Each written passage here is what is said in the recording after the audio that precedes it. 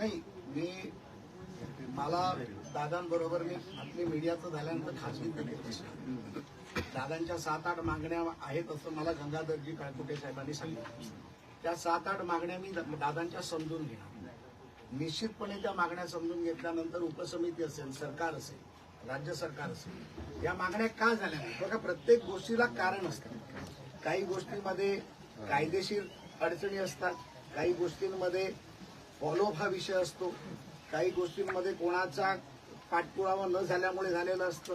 पण दादानी सांगितल्यानंतर मी आज दादाला विनंती करायला आलोय भाऊ म्हणून, की तुमच्या मागण्या तुम्ही मला सांगितल्यानंतर मला जर तुम्ही काही काळ दिला तर त्या काळात मी त्या तुमच्या मागण्या पूर्णत्वाकडे नेण्यासाठी 100% प्रयत्न करेन. मी माझा एक शब्द देखील सांगितला होता, या मागण्या पूर्ण नाही झाल्या तर मी माझ्या आमदारकीचा राजीनामा आणि तो समाजासाठी देईन.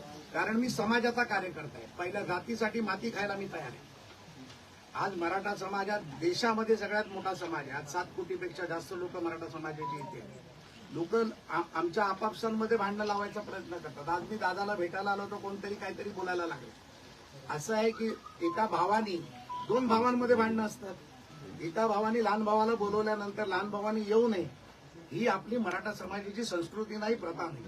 आणि आज जे संस्कार या देशावरती आहे ते मराठा समाजाकडून आलेले संस्कार आहेत. छत्रपती शिवाजी महाराजांनी दिलेले संस्कार आहेत, माता जिजाऊंनी दिलेले संस्कार आहेत. आपण प्रत्येक संस्काराचं जेव्हा नाव घेतो तेव्हा छत्रपतींचं नाव घेतो. आणि या छत्रपतींचा मराठा, ज्या मराठाच्या संघर्षामध्ये मला जर दादांमुळे खारीचा वाटा उचलायची संधी मिळत असेल, त्यांनी अनेक आंदोलनं केली, अनेक उपोषणं केली. मी आता दादांना विचारत होतो त्यांच्या तब्येतीबद्दल. त्यांनी मला सांगितलं उपोषणामुळे त्यांची तब्येतही बिघडली.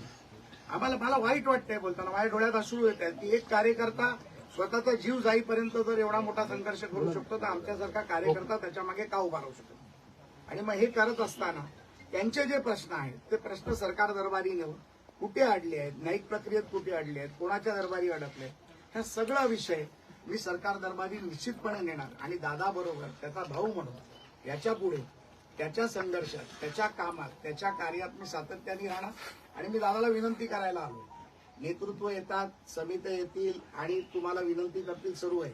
पण आज एक लहान भाऊ म्हणून तुमच्याकडे आलाय आणि तुम्हाला विनंती करायला आलाय की आजच्या या उन्हाच्या काळात, पेरणीच्या काळात आपण हे आंदोलन मागे घ्यावं आणि मला तुम्ही एक संधी द्यावी.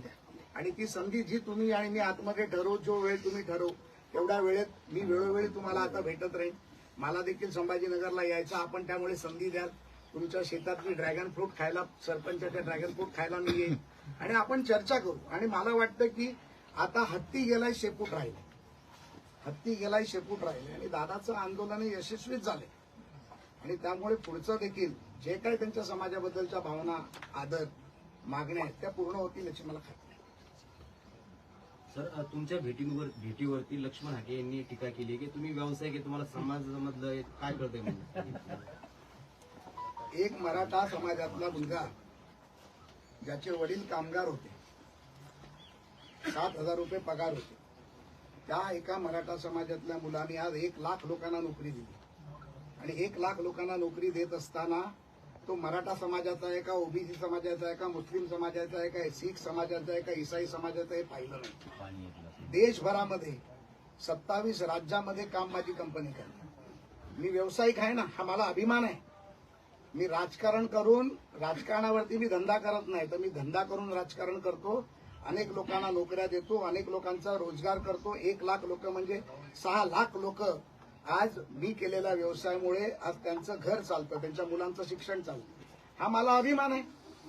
आणि जर मनोज दादाचा लहान भाऊ जर एवढा मोठा झाला असेल, आज एक लिस्टेड कंपनी चालवत असेल, आर्थिकदृष्ट्या प्रबळ असेल, तो दादाच्या आव्हानाला, मागणीला मान करून इकडे येऊन त्यांच्याशी बोलत असेल, तर मला वाटतं मनोज दादा, हाके साहेबांचं मला नाव माहित नाही, हाके साहेबांना यावरती कुठलंही पोट शूटआउट होण्याचं कारण नाही.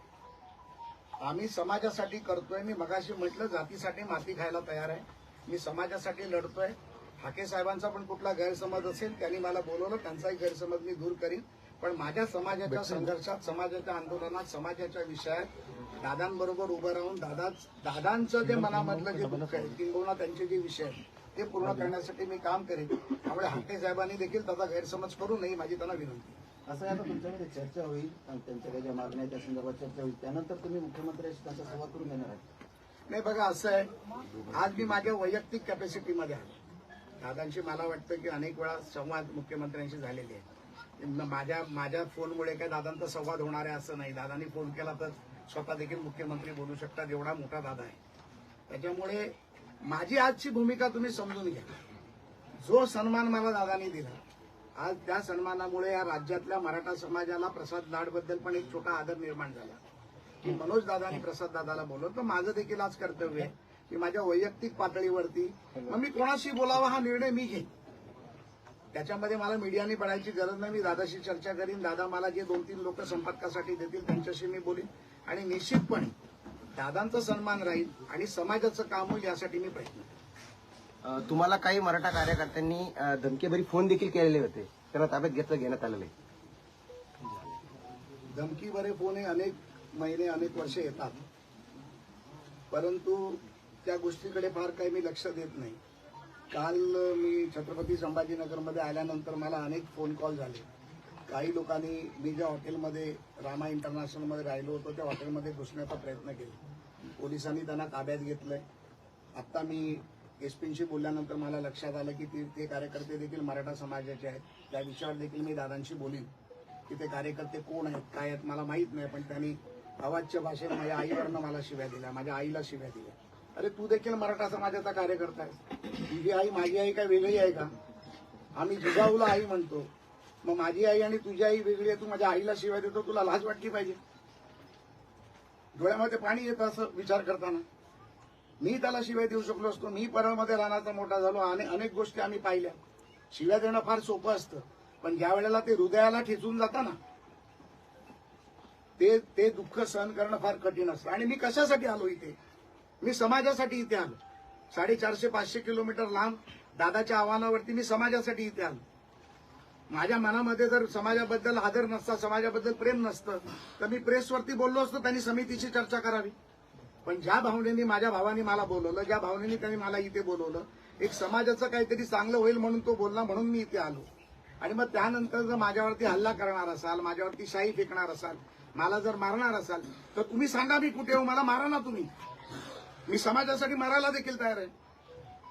मी चुकीचं केलं असेल तर दादानी मला सांगावं तू चुकला म्हणून. मी दादाला सन्मान करतो. आज समाजाचा आमचा हिरो दादा आहे. दादानी मला सांगावं की मी चुकलो म्हणून. मी पोलिसांना देखील सांगितलं, जोपर्यंत दादांकडून मी येत नाही तोपर्यंत त्यांच्यावरती कुठली कारवाई करू नका. लाडसाहेब, एक प्रश्न असा आहे की गेल्या 2 वर्षांमध्ये मनोज जरांगे पाटलांना 8 वेळेस आमरण उपोषण करावं लागलं. प्रत्येक वेळेस त्यांना आश्वासन दिलं जातं. 2 वेळेस त्यांना मुंबई वारी करावी लागली. आता परत 11व्या वेळेस तुम्ही आलात. नाही, यावेळेस तरी काही तोडगा निघेल का की पुन्हा आश्वासनच? हे बघा, भगवद्गीतेमध्ये एक गोष्ट सांगितली, कोणीतरी संदेश घेऊन जायचा असतो. आता संदेश घेऊन जाणारा माणूस जर युद्ध पेटवणार असेल तर तो संदेश योग्य नाही. मी युद्ध पेटवायला नाही आलोय, तर मी तो भगवद्गीतेतला सार घेऊन आलोय. मला माझ्या समाजाला पुढे घेऊन जायचंय, माझ्या समाजाच्या भावनेबरोबर एकत्र राहायचंय, मला समाजाचे अडलेले विषय पूर्ण करायचे.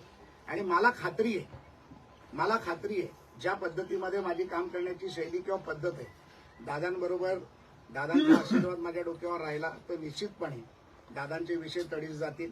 दादांचे नाही, समाजाचे विषय, ज्या समाजासाठी दादा लढतो. त्यामुळे ते समाज आणि दादा वेगळा नाही, परंतु ते विषय तडीस जातील त्याचा मी प्रयत्न करणार आहे. आणि बाकी सगळं जे काय आहे ते मी दादांवर सोडणार. सर, आताच तुम्ही म्हटलं की जरांगे पाटील यांच्यासोबत चर्चा करून आम्ही आज चर्चा करून हे प्रश्न सोडवणार आहोत. मात्र मुख्यमंत्र्यांशी चर्चा करण्याचा हा तुमचा वैयक्तिक प्रश्न असल्याचं तुम्ही म्हणले. मात्र आजपर्यंतच्या आंदोलनात मनोज जरांगे पाटील यांनी माध्यमांसमोरच जे काय ते चर्चा केलेलं आहे. आम्ही दोघे भाऊ तुम्ही बिलकुल चिंता करू नका, काही भांडणं लावू नका आमच्या. मी दादांसाठी अनेक पेपर पण घेऊन आलो की सारथीमध्ये काय झालं, राजश्री शाहू महाराज शिष्यवृत्तीमध्ये काय झालं, मराठा समाजांच्या हॉस्टेलची परिस्थिती काय आहे, अण्णासाहेब पाटील आर्थिक विकास महामंडळातून किती पैसे दिले. आता काल 150 कोटी रुपयाचा निधी दादा ह्याला दिला गेला, अण्णासाहेब पाटील आर्थिक विकास महामंडळा बँकेची कर्ज परतफेडीसाठी त्याच्यावर पण लोकांनी टीका केली की प्रसाद लाट जाणार म्हणून निधी दिला गेला. प्रत्येक गोष्टीच्या 3 महिन्याचा कालावधी असतो. 3 महिन्यांनी तो निधी वितरित केला जातो. याचं कोणीतरी स्वागत केलं पाहिजे ना. 150 कोटी रुपये समाजाच्या जी मुलं रोजगार करायला मागतात त्यांचा व्याजाचा परतावा गेला. याचं कोणीतरी पण अभिनंदन केलं पाहिजे. राज्य सरकारचं करा, मुख्यमंत्र्यांचं करा, अर्थमंत्र्यांचं करा, उपमुख्यमंत्र्यांचं करा. त्याच्यामुळे अनेक गोष्टी त्या समाजासाठी केल्या गेल्या. दादांच्या अनेक काही गोष्टी माझ्या कानावर आल्या, मला माहित नाही, ते दादा सांगतील. परंतु ज्या आमच्या मराठा बांधवांच्या लोकांनी बलिदान दिलं, अनेक लोकांनी बलिदान दिलं, त्यांच्या घरच्या नोकऱ्यांचा प्रश्न होता, ज्या गुन्हे दाखल झाले त्या गुन्ह्यांचा प्रश्न होता, त्या सर्वांवरती मी दादांची चर्चा केली. पण तुम्ही या ठिकाणी आलात, मुख्यमंत्र्यांशी तुमची काही चर्चा झाली का? नाही, मी आज आलो, मी परत तुम्हाला सांगतो, मी माझ्या वैयक्तिक कॅपॅसिटीमध्ये इथे आलो, प्रसाद लाड म्हणून आलो, मनोज दादाचा भाऊ म्हणून आलो, समाजाचा कार्यकर्ता म्हणून आलो, मराठा समाजाचा सन्मान मान आहे म्हणून मी इथे आलो. मी जे आहे ते मराठा आहे म्हणून आलो. आमच्याकडे काय होतं, कोकणातला मराठा असेल तर त्याला मराठा थोडासा कमी समजलं जातं.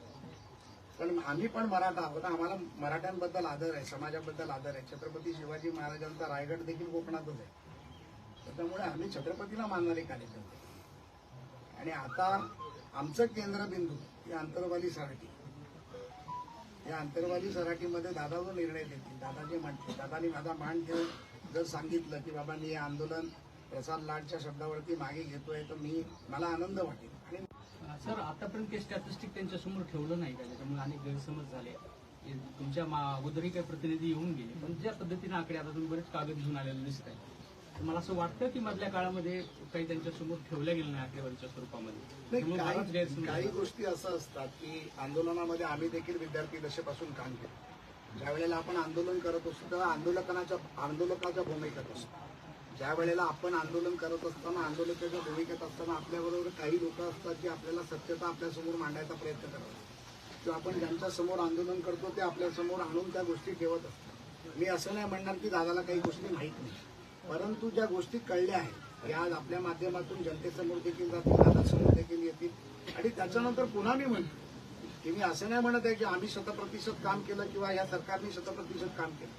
जे काही उणीवा बाकी राहिल्या असतात त्या सभागृहात अजून माझ्याकडे 2 वर्ष आहेत, मी सभागृहात मांडू शकेन. आम्ही सभागृहात छाती ताणून मराठा आरक्षण पूर्ण करण्याचा प्रयत्न केला. मराठा आरक्षणावरची आमची भाषणं आहे का, आम्ही सभागृहात दादाचा सन्मान केला. त्याच्यामुळे जे काही उणीवा राहतील त्या पूर्ण. आजपर्यंत अनेक शिष्टमंडळ आले पण मात्र तोडगा काही निघाला नाही. आता वाटतं तुम्हाला तोडगा मी तुम्हाला सांगितलं ना, जो व्यक्ती चांगल्या भावनेतून आणि विषय संपावा या भावनेतून येतो, ही आग धुसकसत न ठेवता ती आग विझली पाहिजे आणि त्यातून समाजाचं भलं झालं पाहिजे. आणि त्या भावनेतून आज दादाला भेटल्यानंतर त्याच्या तब्येतीची विचारपूस केल्यानंतर मला जे वाटतं की मला असं वाटतं की दादानी याच्यापुढे उपोषण करू नये ही माझी भाऊ म्हणून त्यांना विनंती राहील आणि माझी त्यांना मागणी राहील.